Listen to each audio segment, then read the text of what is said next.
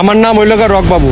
তোর ভাই নয় নয় নেতা হইছে না, একেরে তোর বাইরে আর তোরে পায়ের থেকে মাথা বন্ধ যাইরা দিমু। তো করে কিন্তু আজকে মার মুড়ে জান। এই চুপ।